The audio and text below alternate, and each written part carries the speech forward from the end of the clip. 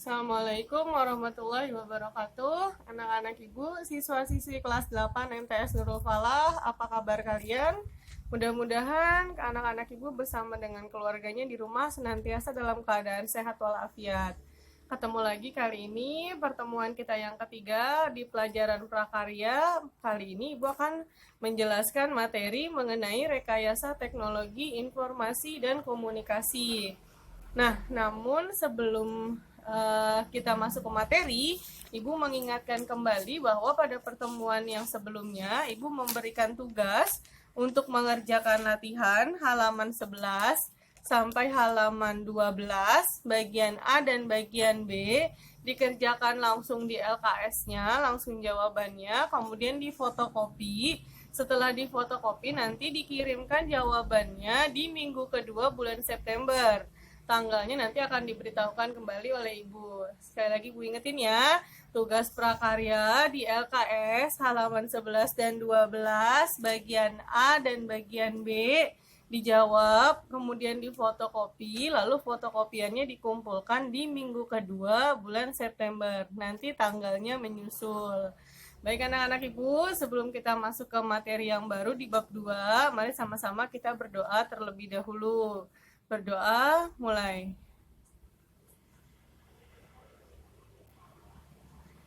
Berdoa, selesai.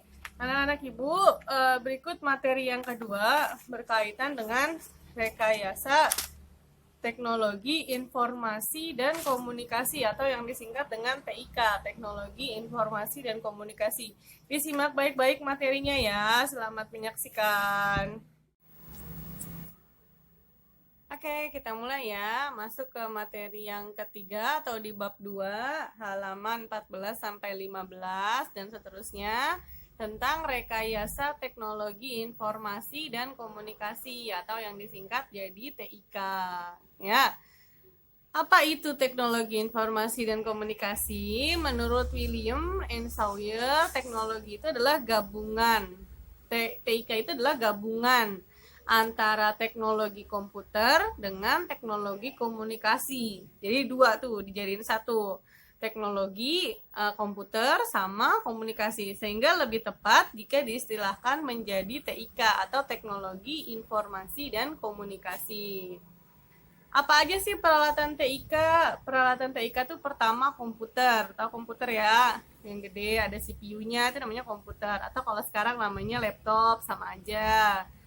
Yang kedua proyektor. Proyektor itu yang biasanya dipakai untuk kotak kecil yang bisa memancarkan cahaya dari laptop yang kita pakai atau komputer yang kita pakai. Yang ketiga namanya OHP, overhead projector. Itu fungsinya alat untuk menayangkan informasi statis yang tertulis pada plastik transparansi. Jadi kamu tahu plastik jilid kan? Plastik yang buat jilid itu biasanya ditulisin di situ atau biasanya kita ngeprint di situ. Nanti plastik tadi ditempel pada alat OHP sehingga akan keluar tulisan lewat cahaya. Ya. Yang keempat radio. Tahu radio ya? Nggak perlu dijelasin sama ibu. 5 televisi. Yang keenam internet. 7 GPS.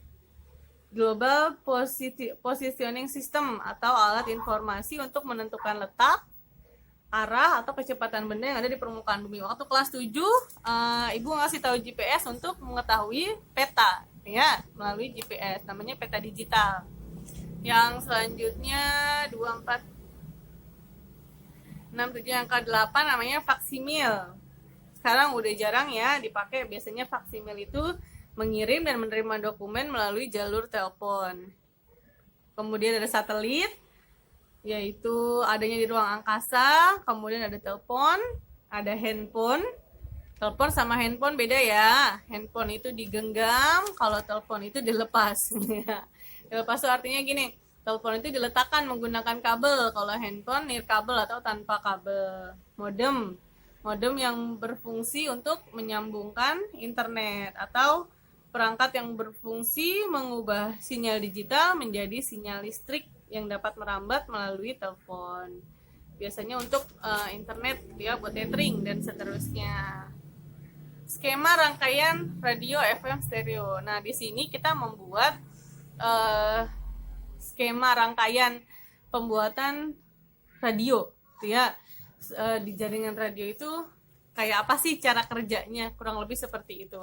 Nah, kamu lihat gambar radionya itu di buku LKS halaman 16. Ini yang ini ya. Nih gambarnya ini. Nah, dari gambar itu dibagi-bagi, nanti kamu cari tulisan yang namanya tulisan antena.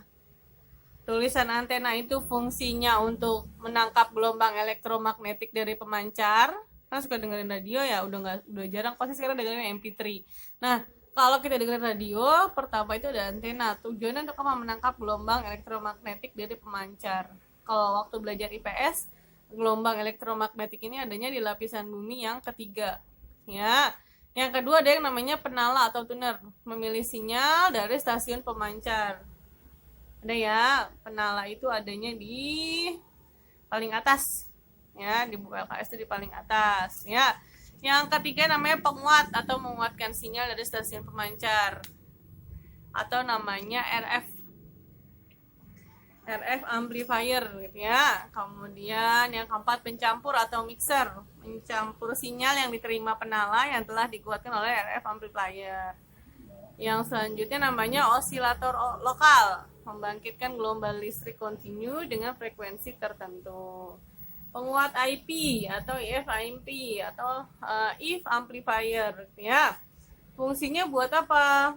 Menguatkan sinyal frekuensi dari hasil keluaran pencampur. Jadi setelah dicampur dikuatkan lagi menggunakan IF tadi ya. Yang ketujuh namanya limiter, rangkaian yang mempunyai amplitudo output yang konstan yang membatasi atau memotong amplitudo yang menyebabkan noise. Noise itu gangguan suara ya.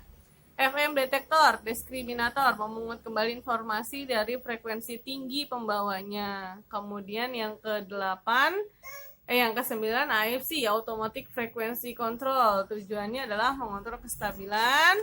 Decoder stereo, mengkodekan sinyal. Penguat audio, menguatkan sinyal. Dan yang terakhir loudspeaker, mengubah sinyal listrik audio menjadi sinyal suara akustik yang dapat didengar. Nah, sekarang kita lihat pembuatan alat komunikasi elektronikanya. Ibu nggak jelasin yang walkie-talkie ya. Nanti baca sendiri aja, karena dia sama. Lanjut di halaman 19 di buku LKS-nya tentang pembuatan alat komunikasi elektronik. Nah, sebelum kita buat alat komunikasinya, kita harus kenal dulu komponennya. Komponen yang pertama namanya resistor. Itu gambar resistornya ya, cantik warna-warni. Tapi setiap benang atau warna yang ada pada resistor itu memiliki arti. Nanti dicari artinya, ada tugasnya soalnya. Yang kedua ada yang namanya kondensator. Dibedakan menjadi dua, ada polaritas, ada non-polaritas. Kondensator itu fungsinya buat apa sih? Nanti ada gambarnya. Fungsinya itu menyusun muatan listrik sebagai penghubung, sebagai penyimpan arus, dan sebagai penyaring atau filter. Nah ini nih.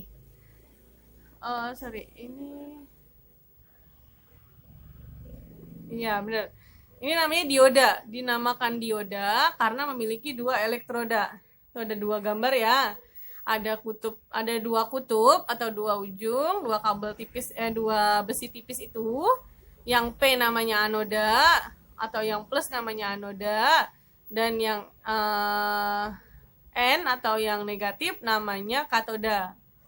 Bila bahan jenis P dan N ditemukan, maka jadilah dioda. Jadi dioda itu gabungan antara P dan N atau gabungan antara kutub P dengan kutub N.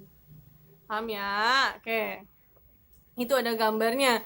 Dioda biasanya ada dioda biasa, ada Zener, ada dioda LED, dan macam-macam ya, dan lain-lain sebagainya. Lanjut, transistor. Komponen aktif elektronika yang berfungsi sebagai penguat isyarat listrik atau sinyal.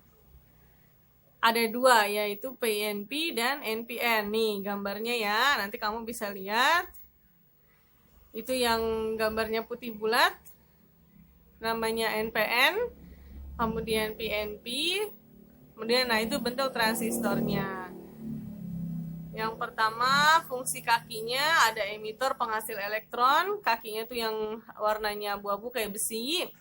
Kemudian kolektor menyalurkan elektron, itu yang hitam, bulat. Basis mengendalikan elektron. Basis itu yang sampingnya ya.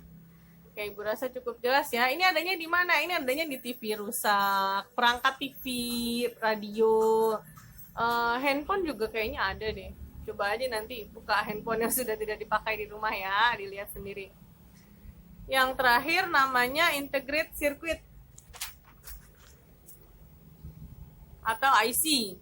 Komponen elektronika dari bahan semikonduktor yang di dalamnya terdiri dari susunan banyak komponen elektronika yang telah dipadukan. Jadi udah digabung-gabung IC-nya gitu ya. Kalau di televisi pasti ada, di handphone juga ada. Nah, ini udah gabungan dari semuanya atau otak dari semua alat elektronik tadi gitu ya, otak dari program elektroniknya. Oke, ini questionnya atau tugasnya.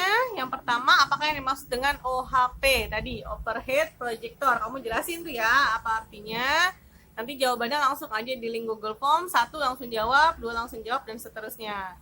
2, apakah yang dimaksud dengan GPS?